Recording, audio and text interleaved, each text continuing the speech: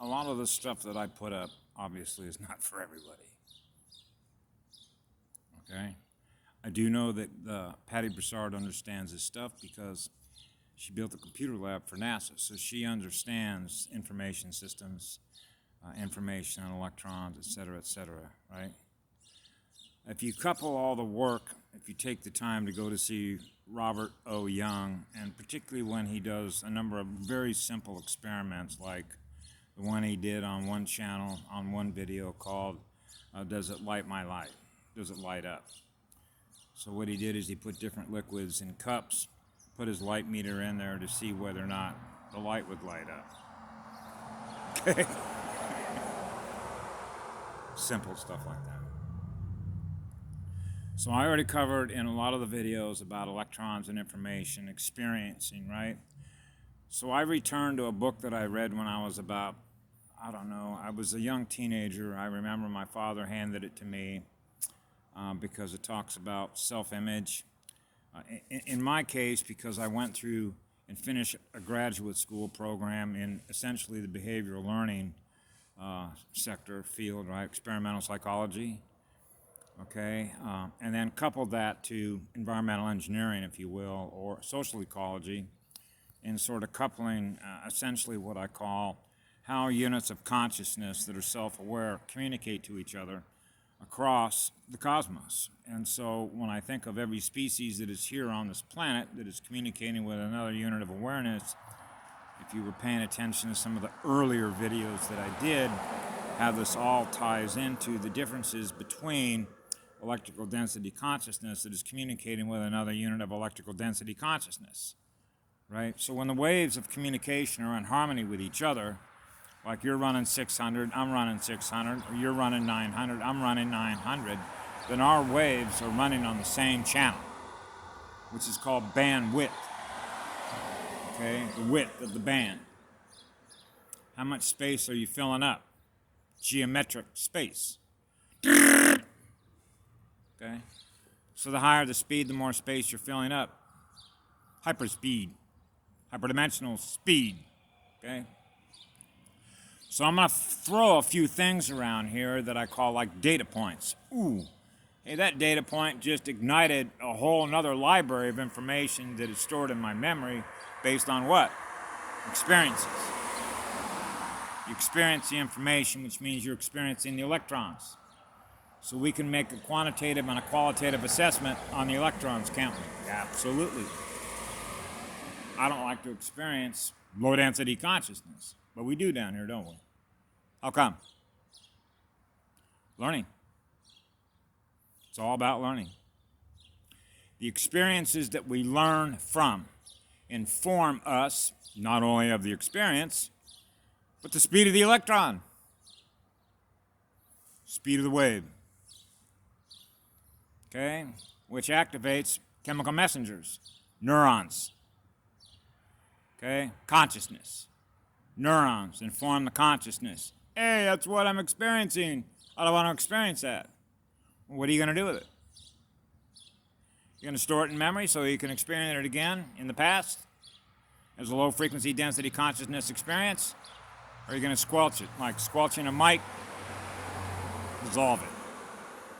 That experience doesn't serve my best interest, and it certainly doesn't serve the interest of humanity. So why would you keep it? You wouldn't. Okay, so this is where we get into cleaning out the file cabinet. Cleaning out the memories that we were keeping in memory, okay, particularly when they're low-density experiences, which means they're low-wave speed experiences. This is where healing comes in. So when I sit down with a woman, for example, who's been through an enormous amount of sexual, emotional, and physical abuse all of her life since 2 years of age, according to her own testimony, and tells me that every day that she goes through life, she's increasing the coldness of her heart like a cold rock. So we got to open up all that electrical resistance, burn through all those circuits in the central nervous system. So those things are being held in memory. So she knows that they don't serve her, but she has the inability to get rid of it. She doesn't know how to get rid of it. So she asked me to help her get rid of it. So this is where one of the things that I do, and that is keep a journal. I do it myself every day. I keep a binder with me. One of these things right here, okay? And I sit down sometimes periodically throughout the day, and I begin writing down what it is I'm experiencing. Okay? And a lot of this that I do, particularly these journals, is really not for my benefit, because it's like re-experiencing what I already know worked, because I already experienced the benefit of having those experiences, which is represented by the quantitative and qualitative assessment of electronic data. It's for the benefit of others, because that's what it means to be in love and service to others. And by the virtue of having learned how that works, by experiencing how that works, is what allows us to go faster through the cosmos. So it's one of the reasons why, and I've shared this, I know, in other videos before, when I was in second grade, and I fell just head over heels over this young girl who was the same age as me, same grade, second grade, named Heather. And I asked her to take a Mark's Law pen, okay, and write on my arm that I was her slave, that I had surrendered my energy to be with her, right?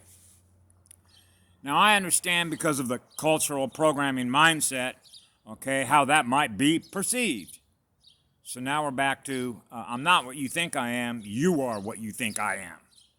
Because the perception that you perceive of the universe that you live in, that you have a relationship, is based on the speed of your own vibration, not mine.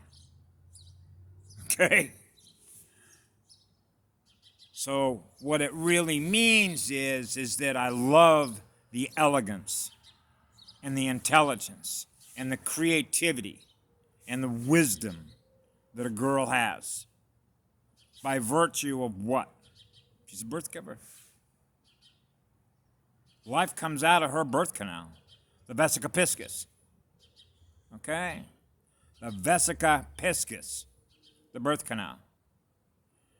That's why a mother in the dark ages, not a new age, but a dark age, not the age of enlightenment, more light. You can't make these words up. We love our labels, don't we? But we can metaphorically describe what's most important, which is what? Experience. So I've mentioned this many times. I'm an experiencer. We learn through our experiences, because acquiring data is a passive exercise. Experiencing the data is active, conscious, through the chemical messenger of neurons. So we acquire the data as passive, and then experience the data, and then value tag it in vector.